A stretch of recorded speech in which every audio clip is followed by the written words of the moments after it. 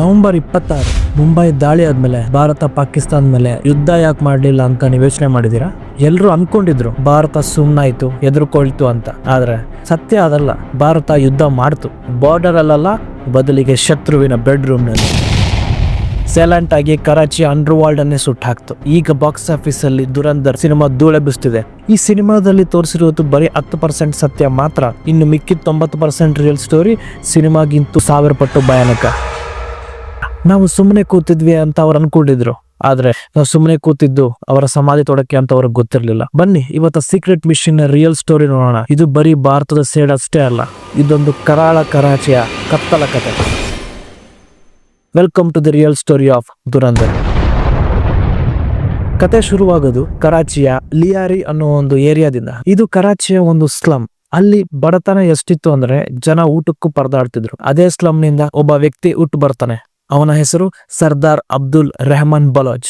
ಆದ್ರೆ ಪ್ರಪಂಚಕ್ಕೆ ಅವನ ನೆನಪಾಗಿದ್ದು ರೆಹಮಾನ್ ಡಕಾಯತ್ ಅಂತ. ಇವನು ಕೇವಲ ಒಬ್ಬ ಗ್ಯಾಂಗ್ಸ್ಟರ್ ಆಗಿರ್ಲಿಲ್ಲ, ಅವನು ಅಲ್ಲಿನ ಸರ್ಕಾರವೇ ಆಗಿದ್ದ.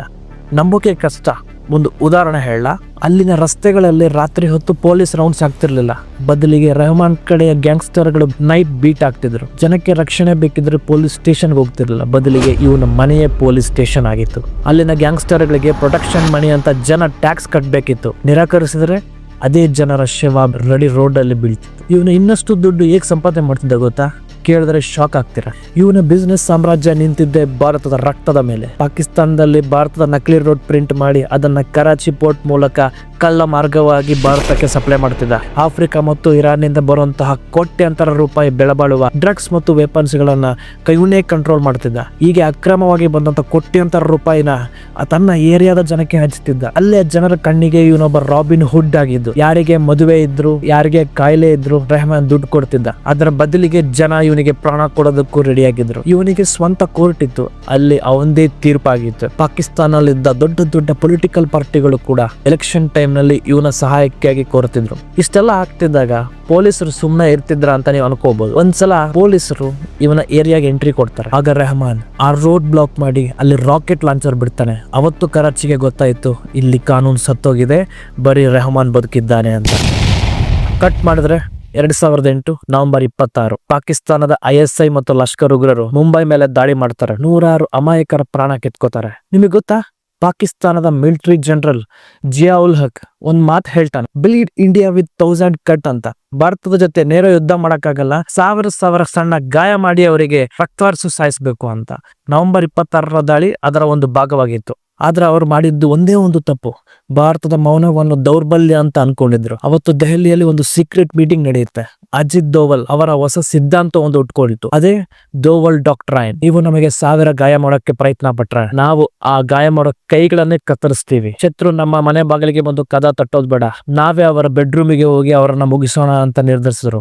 ಅಲ್ಲಿಂದ ಕರಾಚಿಯ ಅಸಲಿ ಆಟ ಶುರುವಾಯಿತು. ಅದೇ ಸಮಯದಲ್ಲಿ ಆ ಕರಾಚಿಯ ಗೂಂಡಗಳ ಸಾಮ್ರಾಜ್ಯಕ್ಕೆ ಒಬ್ಬ ಅಧಿಕಾರಿ ಎಂಟ್ರಿ ಕೊಡ್ತಾನೆ. ಹೆಸರು SP ಚೌಧರಿ ಅಸ್ಲಾಂ ಅಂತ. ಇವನು ಸ್ಟೇಷನ್ ನಲ್ಲಿ ಕೂತು ಕಂಪ್ಲೇಂಟ್ ಬರೆಯುವ ಸಾಫ್ಟ್ ಪೊಲೀಸ್ ಆಗಿರ್ಲಿಲ್ಲ. ರಸ್ತೆಗಿಳಿದು ಕ್ರಿಮಿನಲ್ಸ್ ಎದೆಯಲ್ಲಿ ನಡಕ ಹುಟ್ಟಿಸೋ ಒಂದು ಎನ್ಕೌಂಟರ್ ಸ್ಪೆಷಲಿಸ್ಟ್ ಆಗಿದ್ದ.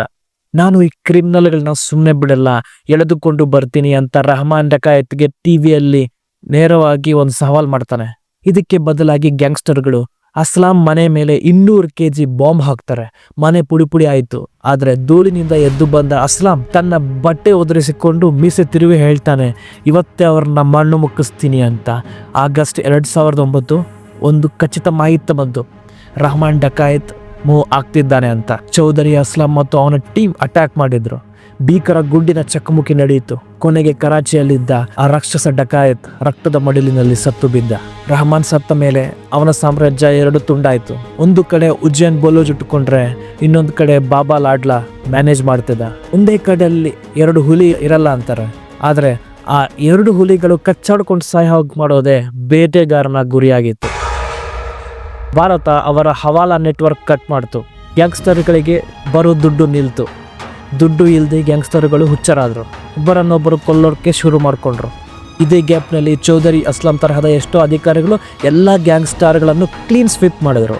ಪಾಕಿಸ್ತಾನ ಅನ್ಕೊಂಡಿತ್ತು ಭಾರತಕ್ಕೆ 1000 ಗಾಯ ಮಾಡ್ತೀವಿ ಅಂತ, ಆದರೆ ಭಾರತ ಗಾಯ ಮಾಡೋದಕ್ಕಿಂತ ಜಾಸ್ತಿ ಅವ್ರನ್ನ ಕೊಲ್ಲೇ ಬಿಡ್ತು.